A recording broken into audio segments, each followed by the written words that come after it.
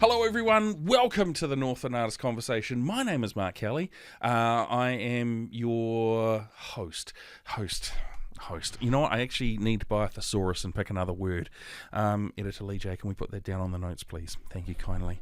Appreciate it. Now, we've actually got such an amazing guest. Super cool. Excuse me. How do I begin? Oh, I tell you what, Editor Lee, you got this guest on. Tell I'm gonna. So this is gonna be a bit odd. I'm just gonna sit here, look ruggedly handsome. Well, I'll try to, and you're gonna sort of do a little bit of a talk and go.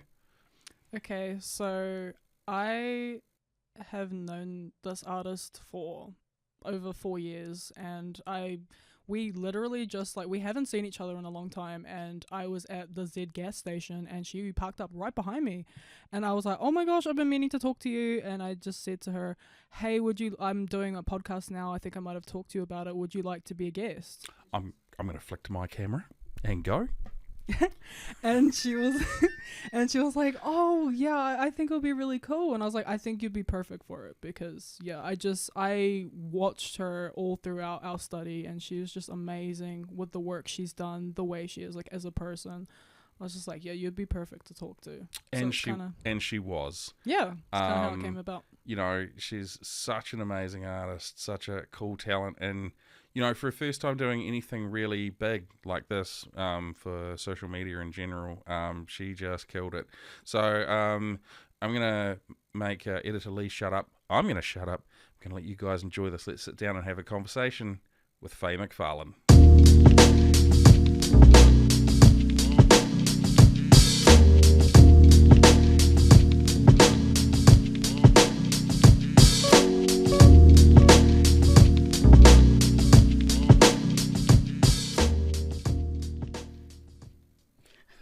Give me the eyebrows. You just gave me the sup eyebrows. Well, hello. How are you? I'm good.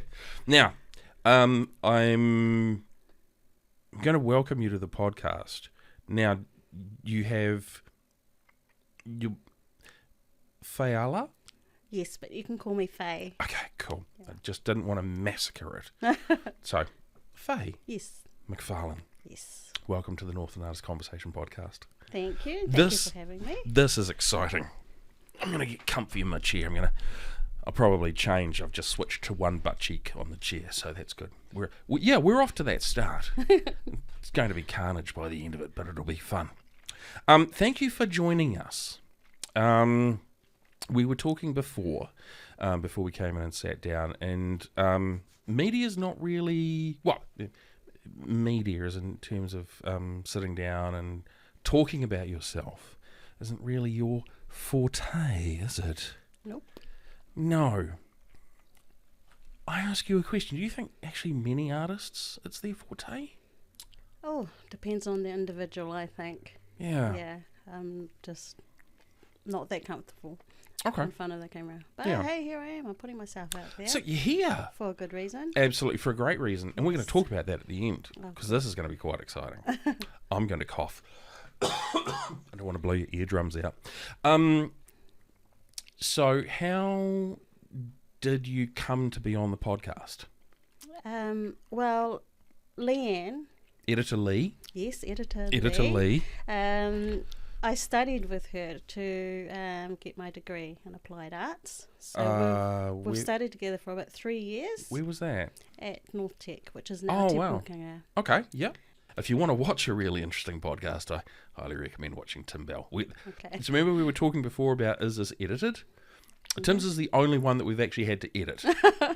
Because he said some things that you really can't say. Okay. But he's got no filter, so if he's thinking it, it's just coming straight out. Lovely guy. Tim, you are the best. He's opening up a music live venue soon, so that'll actually be quite cool. So finally we'll have a decent one. But what I would like to do... Mm-hmm. Let's start at the start, at the beginning, at the start. Oh, I got the eyebrows again. Now, on the form that you've sent through, yep. You very kind. filling it out. Thank you. You were born in Niue. Niue Island, yes. So I was born there, but I've lived mostly in New Zealand. Yeah. Whangarei specifically, or just kind of shuffling around? Nope. Well, I arrived here in New Zealand when I was 5. Okay.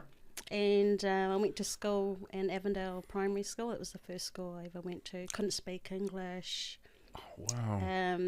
Yeah, so I did have some English lessons through my primary days.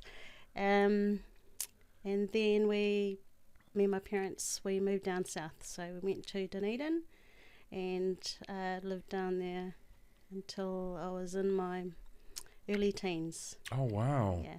What do you have any memories or recollections of your time in Niue? Well, I went back when I was 13. Oh, wow. Yes, Okay. Yeah, so we went back and we lived there for 3 months. Oh, right. Yeah, my dad was doing his internship at the hospital there. And, so I went to the school, and very, very different, just because, I'd been living down south and it was cold, just different lifestyle. Went there and it was just so hot. Beautiful, beautiful island.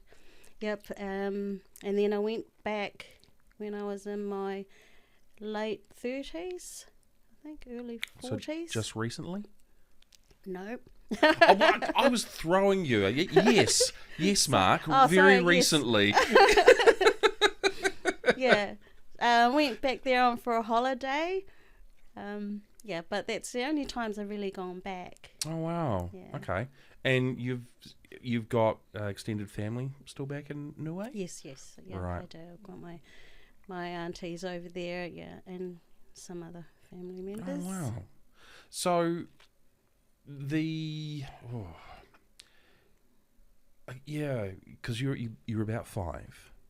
How difficult was that transition from? Is English the native language of Niue? No, it's Niuean. Niuean. Yes. Okay. Had you been learning? No. Well, it's so far back now. So, It was only 50 odd years ago. I was going to say 40, but yeah, okay. It was a pretty long time to try to remember.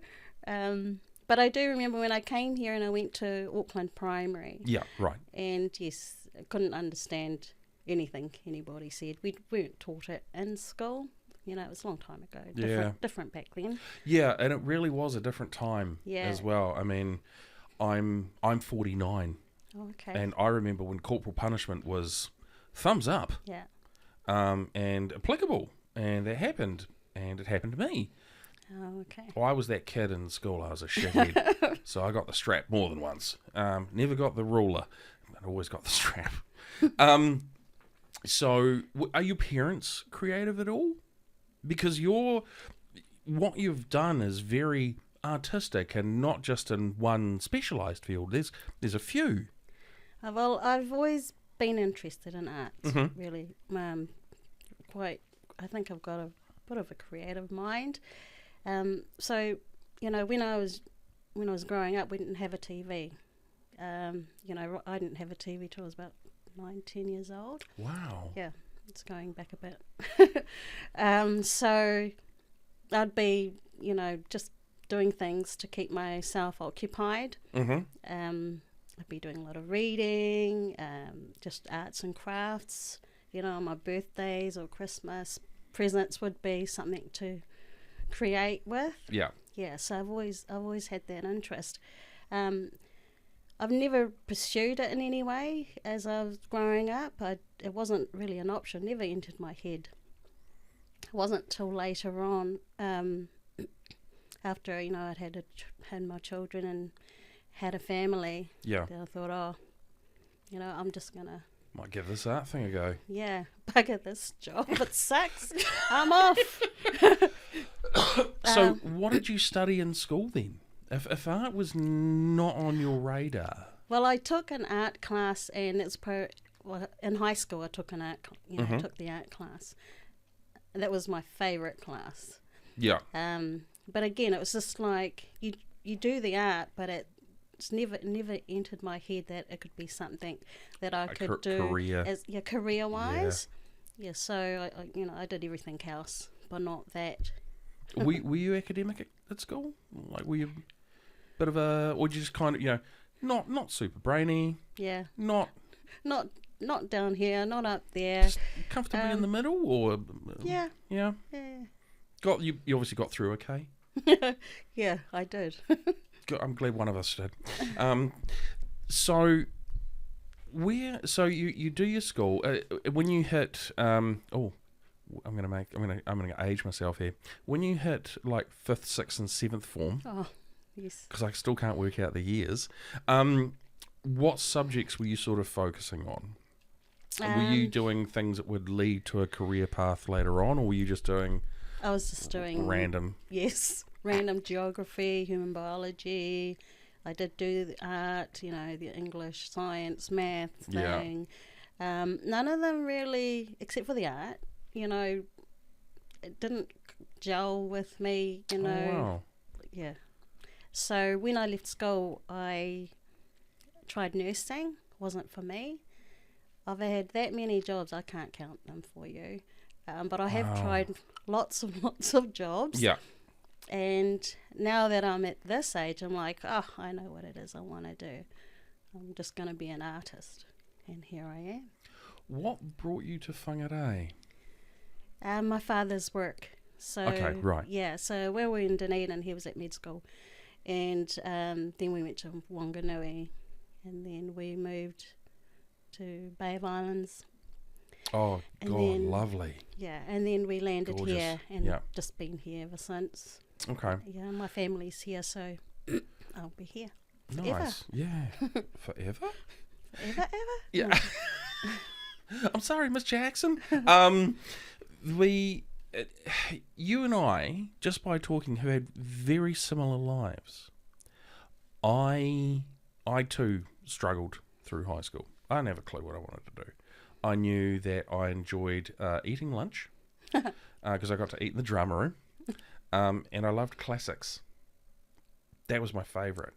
The rest of it could just go away. I barely passed. I think I failed maths by 1 mark. Or was it English? It was one of the two.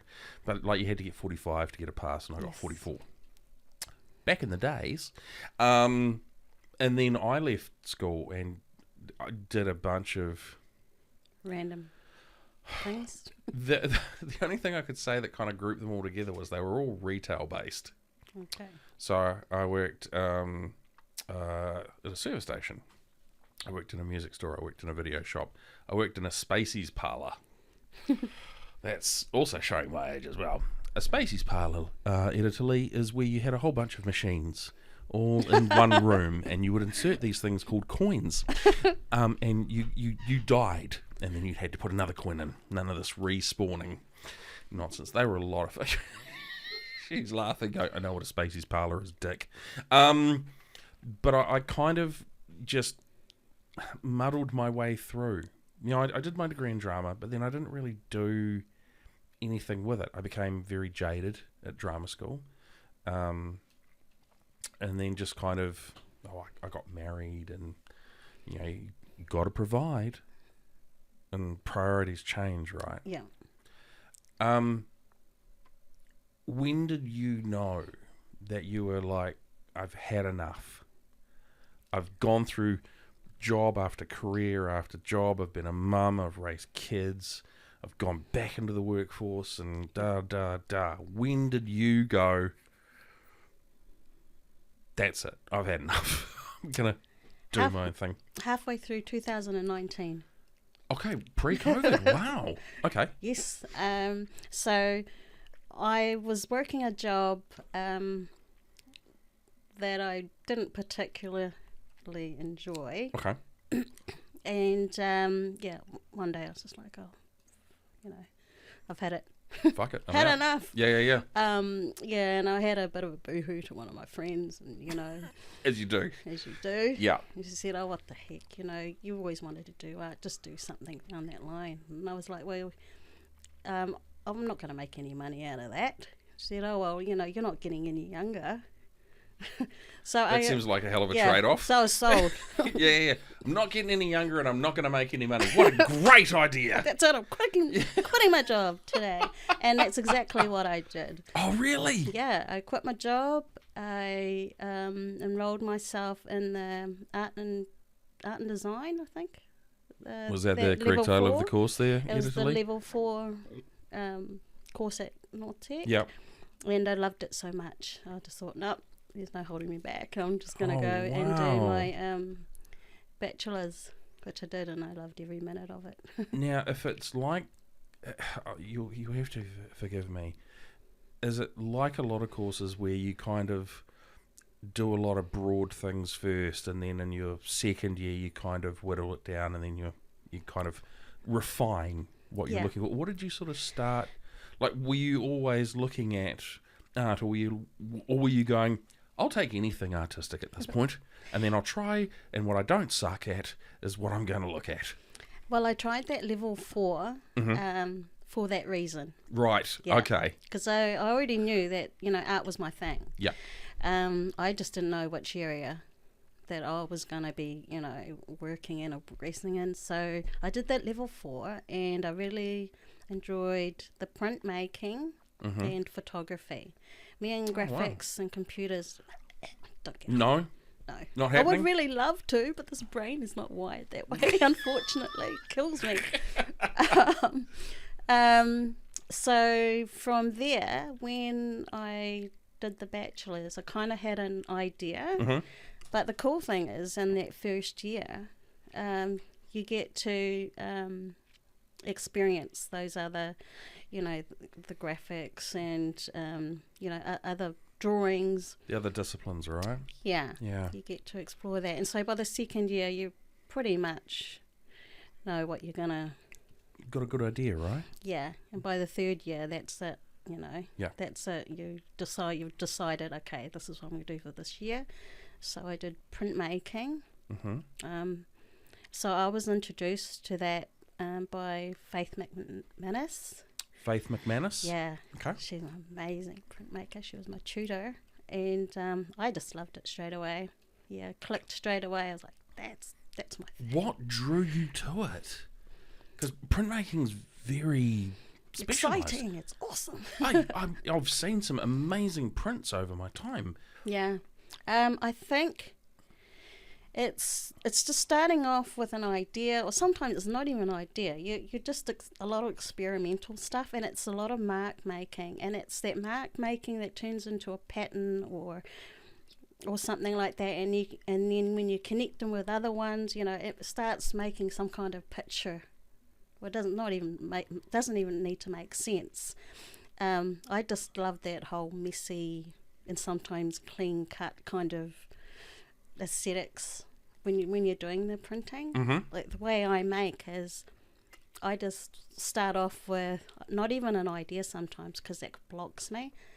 I just have to get in there and roll the ink and make some marks and try and print that and see what happens. And I'll look at it and I'll say, oh, that looks like something. So then I'll keep adding and then it turns into something, and I'm like, oh, that's pretty cool. Okay. As a non-print person, what is mark making? I mean, I'm Mark, and I know what happens when my son's born. That's mark making. But what? Oh my goodness.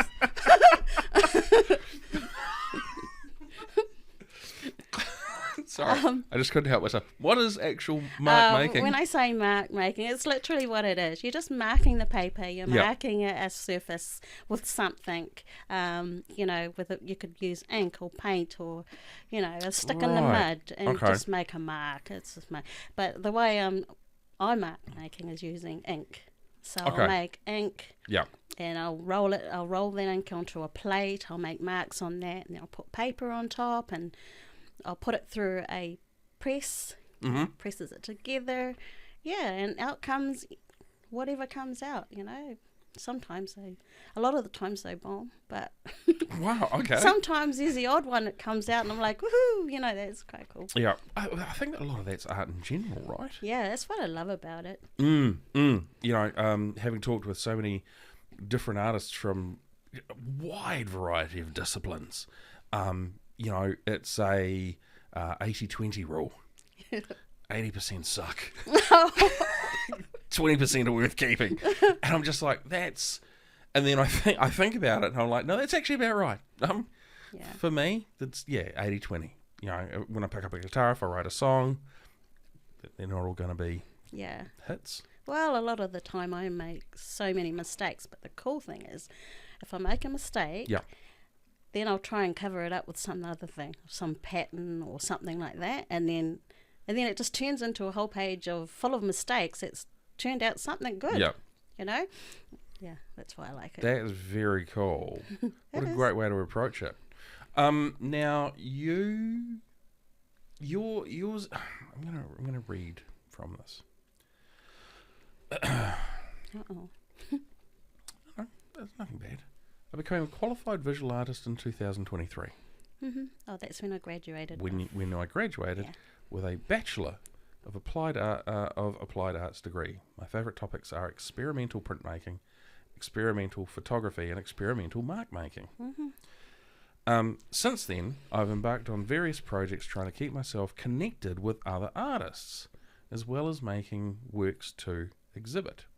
Now, you've actually had some very cool pieces in some very cool places. Yes, I have. Pacifica Arts Exhibition 2023 in the Faye'ala Cultural Centre. I was like, I think I know how to say it. Faye'ala? Yes, Faye'ala. Cool. Cultural Arts Centre. Now, that's the one that's like right Lower Dent Street. Yes, that's the one, Beautiful space. It's beautiful. It's a beautiful space, and it has beautiful works in there. It is really worth going down to check it out, man. There's some talent. Yeah, definitely. I mean, see, you know, if I do art, I traditionally go to Rayburn House, or I have a look around a couple of the other places around town. Sometimes I go to the Hundavasa, but the wobbly floor doesn't make me feel comfortable. Makes me feel like I've had a dodgy dinner. But I have been to the Hihiawa, and it is gorgeous. I don't really like doing hyperbole, over-exaggeration. Gorgeous and stunning. Yeah. Are easily the two words that come to mind. It is amazingly beautiful down there. It is, yeah. And if you don't know about it, it's like one of the... So it's not even off the beaten track, but because it is right at the end of Lower Dent Street, which is all business, art. Yeah. It's really nicely tucked out of the way. Now, what else have we got? No, I'm going to put these down. See, normally I use these for reference. It's just a safety blanket that I have. As someone who...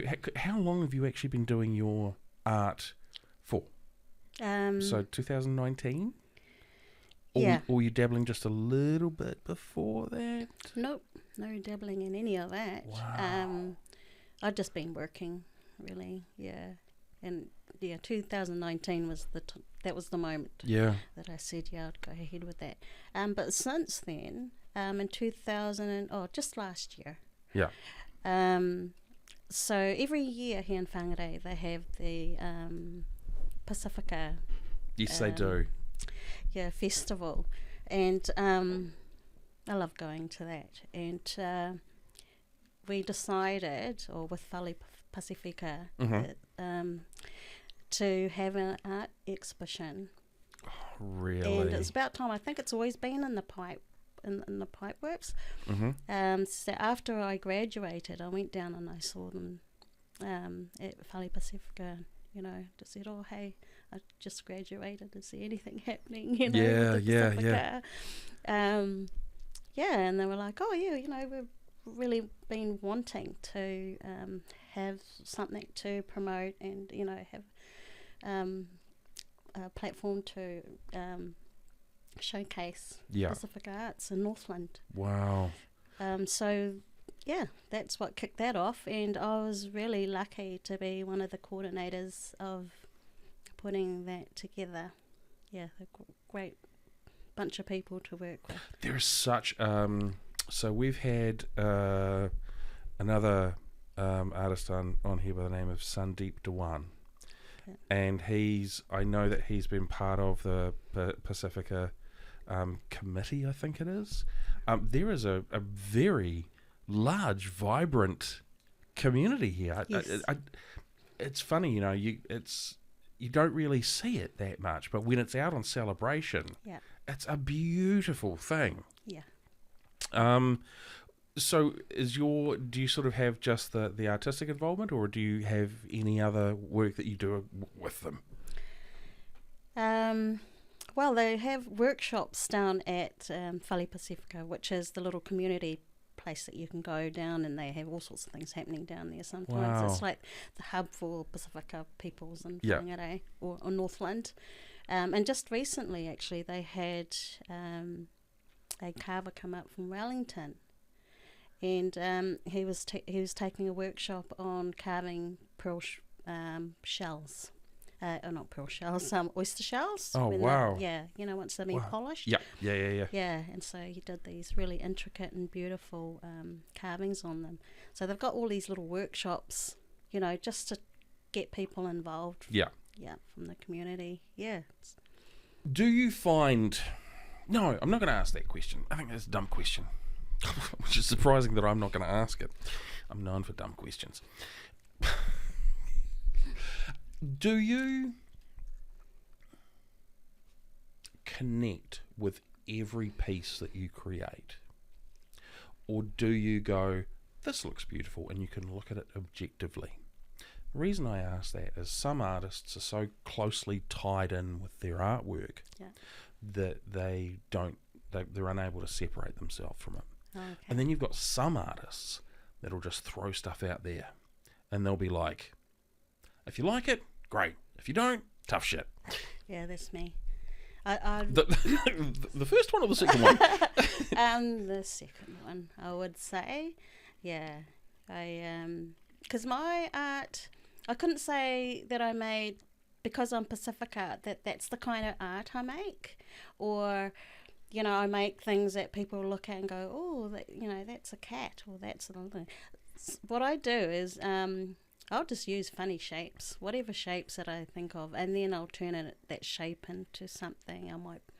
I might make a pattern on it, or just layer different shapes. Okay. And then at the end I'll be like, oh, okay, that looks like a mountain with the blah blah blah, and I'm like, oh, there's the story right there. But usually when I make, nothing is in my brain. I don't think, because every time it seems to me I have an idea and I'm like, I'm gonna make this, and then I start and it turns to shit in no time at all. Okay. It doesn't work. So it really goes off on a tangent, or it just sucks? Yeah, so I'll just go with whatever. Okay. Yeah, at the time, and then try and make some sense of it as I'm going. That explains you asking the question about the art piece that I had inside. Ah, right. That makes a whole lot of sense. So you don't really come to the table and go, like a writer, for example, will sit down and go,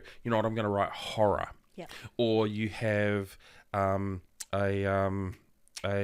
I'm doing what Lee does.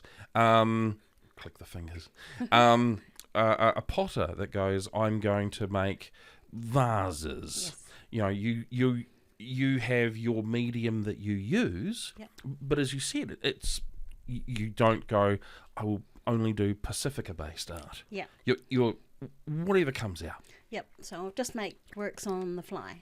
So I have an exhibition coming up in October.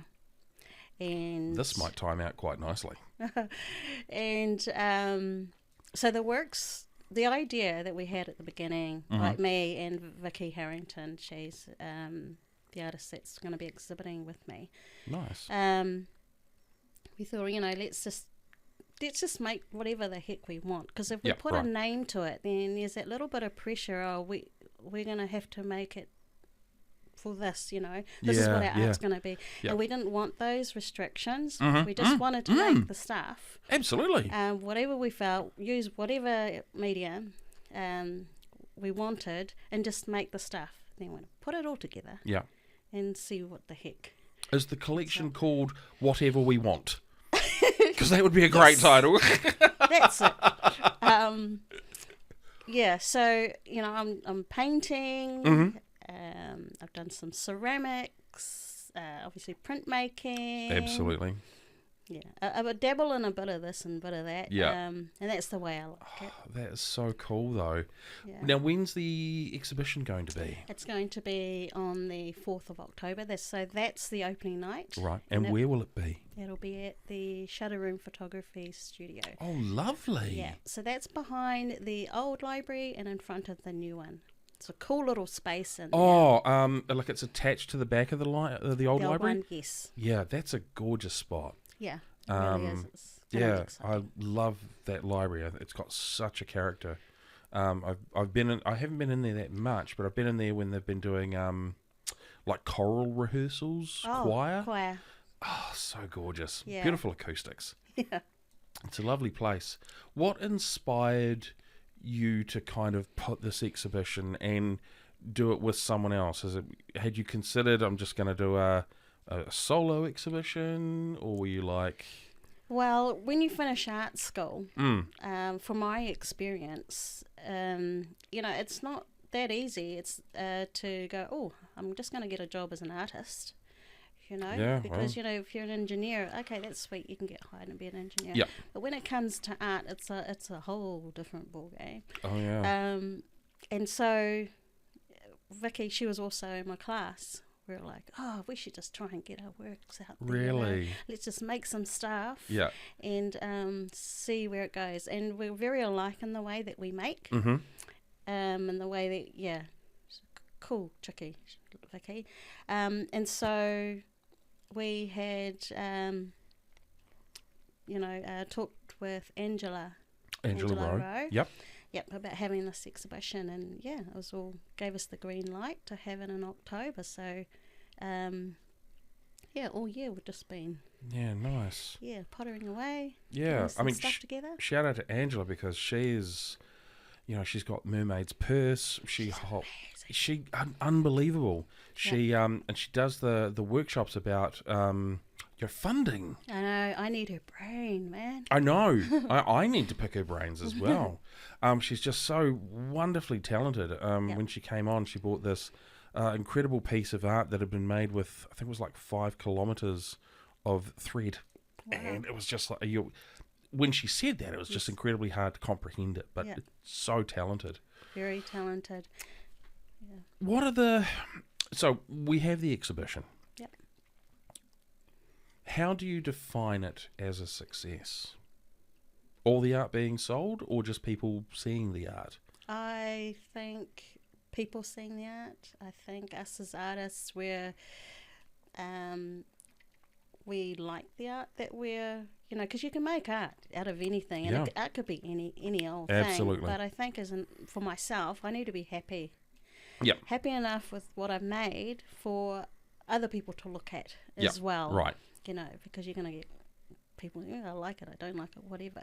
So I think it's going to be successful in that way for us, getting our work out there and having people come and have a look at it and just enjoy it.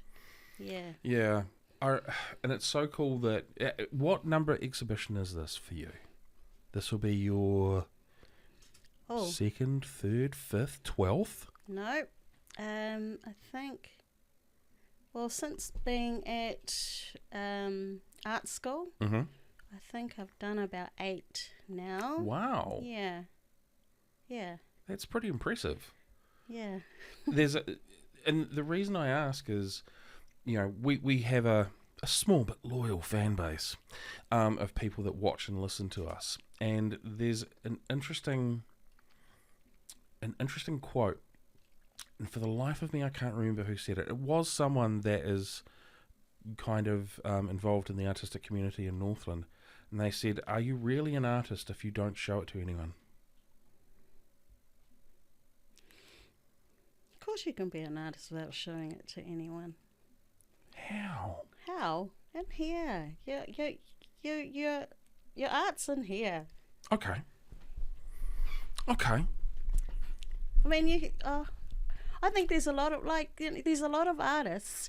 They're good at art, or I don't know, drawing, whatever. They don't showcase it to anyone.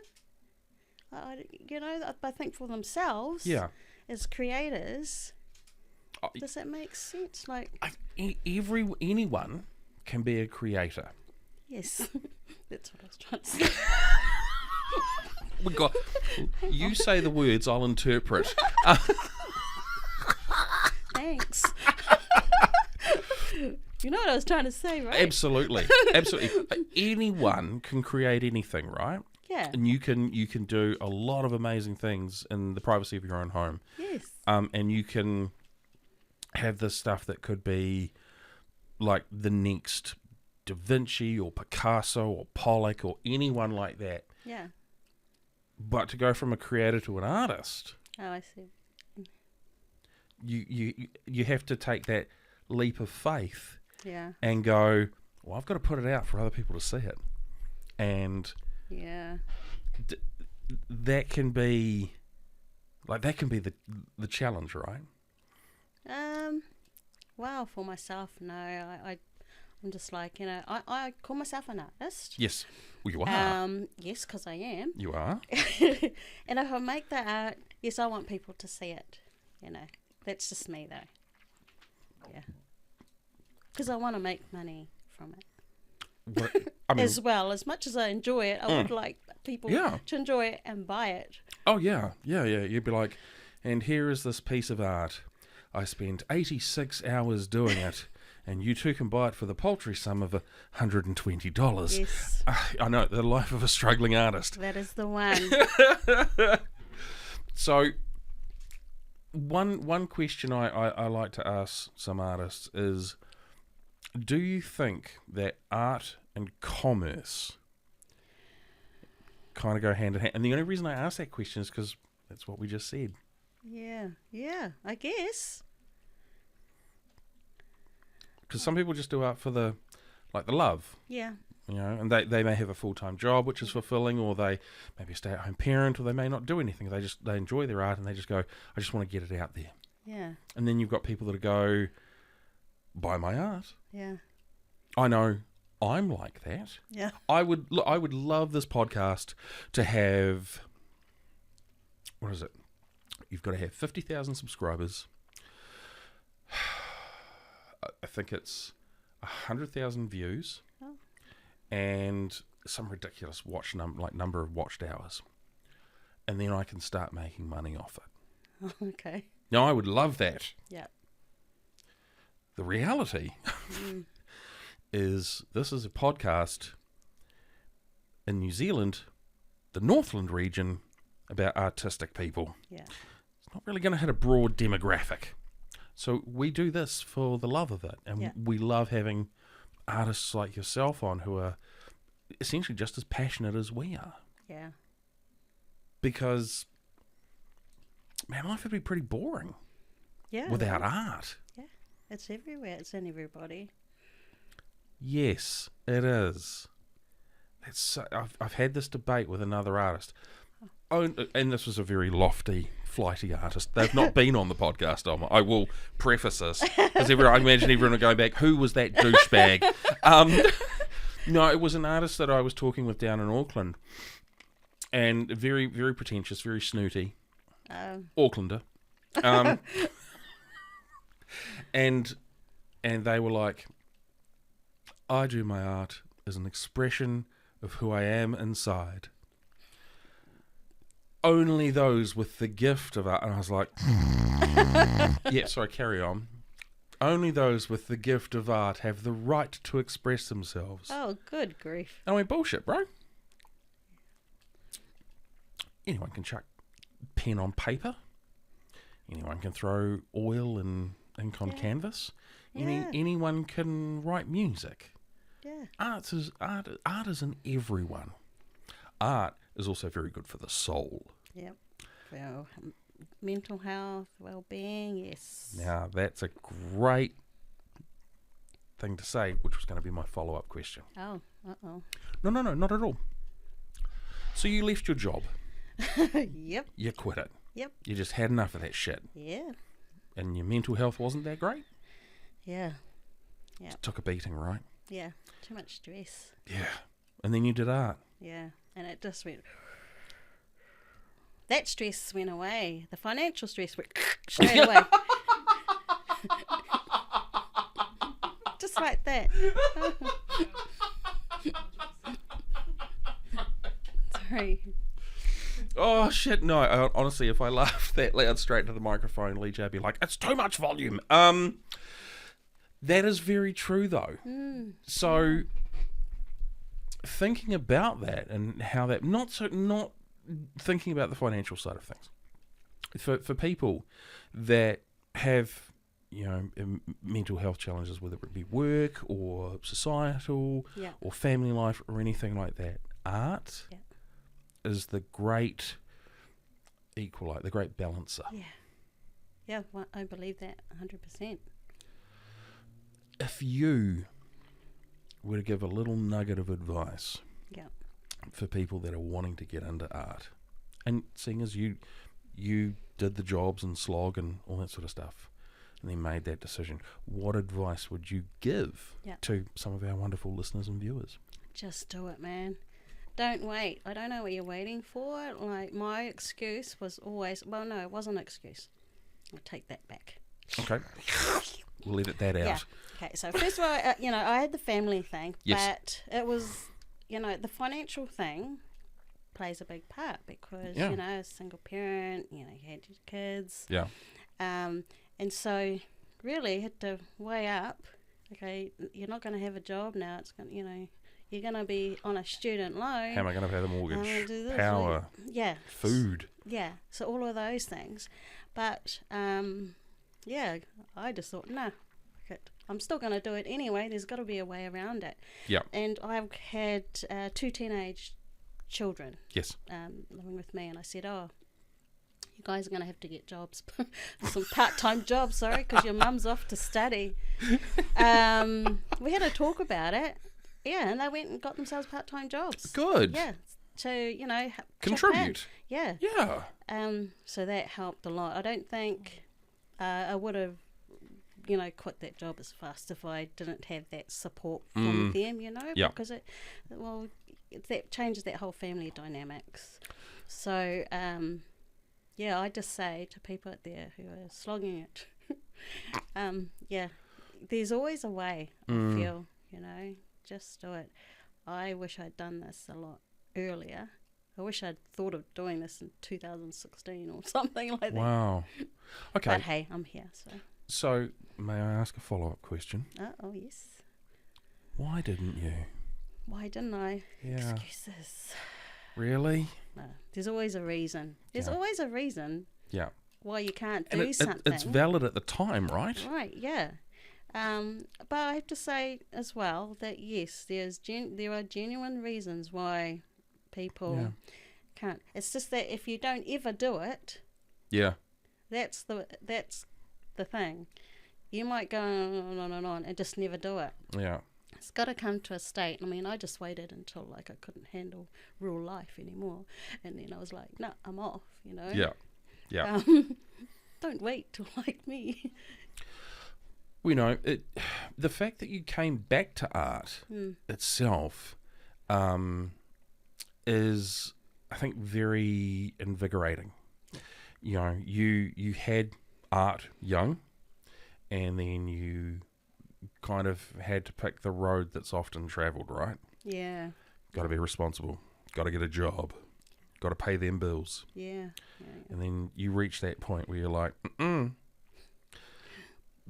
Your story is both unique and not unheard of. Yeah. We've had other artists come on here, and they've been creative through primary school, through intermediate and high school, and they've killed it in the arts. Like, they've won awards and prizes, and then they became a lawyer. And then they did that for 30 years. Yeah. But then they went, no, I don't want to do this anymore. Yeah. I want to create and express. And then they almost picked up right where they left off. Yeah. And they've gone, yeah, this is cool. It's a bit different. Yeah. Maybe it's the timing. It's a timing thing. I would agree with that. Yeah. Even doing the study, my brain probably would have been a whole lot different if I'd done it when I was younger anyway, you know, a bit Yep. fluffy up here, doing all sorts of crazy stuff. So I'm glad I did it when I was in my 50s. And, yeah. But what a cool time to do it, though, right? At least you can say, when your time is almost up, you can go, I took a chance on me. Yeah. And God damn it, I had a lot of fun. Yeah. It's a great way to live life. Yeah, it really is. Just do it. Yeah. Yeah. Faye. Like, look at me. Yeah. I'm here in front of the camera. I know, right? The studio lights. Yeah, I'm You've got doing it. cameras. You've got big microphones in front of you. And you're a testament Yeah. to actually just reaching a point in your life where you're like, nah, don't want to do it anymore. I want to live life my way. Yep. Too old for this shit. Yeah. But it's a great Danny Glover line from Lethal Weapon. I'm too old for this shit. But that's the truth, right? Yep. At some point in life, most people will reach that point where they just go, nah, Yeah. I don't want to do this anymore. And I think we're a lot more aware of that nowadays as well. Yeah. You know, I think back to when my parents were my age, and I'm sure if Dad wanted to, he would have just chucked it all in. Yeah. But registered value is pay good money. Got to have the house. Mm-hmm. But, you know, it's a choice. And that's okay. Yeah. Faye. Yes. Faye. Mm-hmm. Thank you so much for being on the podcast today. Oh, thank you. This, honestly, is such a joy, and it has been so cool to learn so many, like, little different things, but you know, we kind of have a bit of a journey that we try and go on, and I always say to people, we don't know where each podcast is going to go. Yep. So, you know, I try and have a really open mind about things, but the fact that we kind of dove into a little bit more of the existential stuff, where you made those choices, Yeah. and how they impacted you, and how they've almost 180'd your life. Yeah. I'm on a new journey now. And how cool is that? Yeah. Never too late, though, right? Yeah. And you're proof of that. And that is so cool. Again, thank you so much for coming in and sitting down with us. I really do appreciate it. Thank you. Thanks for having me. There you go, everyone. That was the wonderful Faye McFarlane. Honestly, we had such a laugh in the studio. It was cool. If you haven't checked out the Rapid Fire on Facebook and Instagram, I highly recommend you doing it. It was... Editor LeeJay, I'm going to put you on the spot here. If you had to lovely. sum up the Rapid Fire in one word, what would it be? I'd say chaotic. Like, it was a bit chaotic. Okay, I will go with unique. Unique. It was just different. It was so Yeah. cool. I'm gonna flick to my camera. What did you get out of it? What was the one thing that you learnt tonight that you didn't know about Faye? I didn't know about her exhibition coming up with Vicky, because I know Vicky too, and I was like, oh, that's so cool that you guys are working together. Yeah, definitely. And it is just around the corner. It's in October, so it's pretty close. Start of October as well. You know, we're filming this in the middle of August. Excuse me. So it is actually going to time out really, really well. Man, the big thing, you know what? That I want to say it, but I won't out of respect. The one biggest thing I learnt about Faye, well, apart from not, you know, getting an understanding of what mark making is, because that was a funny joke, was a little fact that she shared with us at the end about how she was born, and I was just so blown away, and I was like, "That's perfect! What an amazing thing that would have been to share with him." And she was like, "No," and I was like, "That's cool." But that was, you know, kind of the one of those really cool, fun and interesting facts. But yeah, and I think also her process as well. You know, in terms of, you know, not going in with like a fixed idea and just kind of throwing stuff down and then figuring it out from there. Yep, thanks for agreeing with me. That was awesome. I left you space to speak, man, and you just... Sorry. You're all right. That's cool, quiet as anything. You could have talked then as well. I know. It's like, sorry, it's like, yeah, he's coughing, so... I am. That's it. He's got COVID. No. Wow. Wow. Well, come on. Everyone looks at you when you cough now. Like, everyone will stare at you when you cough in public. Okay, really? Yeah, because everyone thinks that, you've got germs. Well, I'm pretty sure germs is kind of a, bit of an umbrella term. It doesn't necessarily mean COVID. Yeah, I know. But, that's just experience from working in retail. Yes, retail. Oh, retail. Yeah. That classic 9 to 5. The retail. Oh, God. Dolly Parton knows what I'm talking about. Working 9 to 5. I don't look anywhere near as good as Dolly Parton, guys. I think we can all agree upon that. So anyway, we're just kind of goofing around. It has been just a bit of a goofy night here in the studio. It's been, as I said, it's been a lot of fun. So anyway, let's cut through the noise. Where can you find out more about who we are and what we do? Well, I'm going to break it down for you now. Break it down. Not quite as bad as B-Girl Ray Gunn, but I definitely will break it down. You can find us on the platforms for video, on Facebook, Instagram, and YouTube, and the platforms for audio, Spotify and Apple Podcasts. If you had Google Podcasts, that's now been migrated over to YouTube as well, so you can actually find us there in both a video format and an audio format as well, which is actually pretty cool. Everything will have been down here somewhere around there for the different ones. So, yeah, check us out. And if you're an artist that is in the region, or you're coming into the region, or you know someone that would be really, really cool, we would love to have you on. Whether or not you come into the studio or we do a remote session, totally cool. Either way, good to go. Simply contact us by emailing hello@northlandartistsconversation.co.nz. We keep things super simple because I'm an idiot. I'm going to flick to my wide camera now. Editor LeeJay. What's that? What's going on with you at the moment, man? Honestly, not much. Nah, jokes. A lot. Deep and meaningfuls? No. A lot. Yeah. And how's your creativity going? Because I mean, we've had you on the podcast. You now work behind the scenes. Yeah. So I'm currently writing my novel. A novel? Yeah. Trying to world build and write my novel. Wow. Can the audience get a bit of a sneak peek? What am I supposed to say? Yes, and then tell us what it's about. That's... well, I would have assumed that's the open answer. Yeah, I referenced it in the podcast.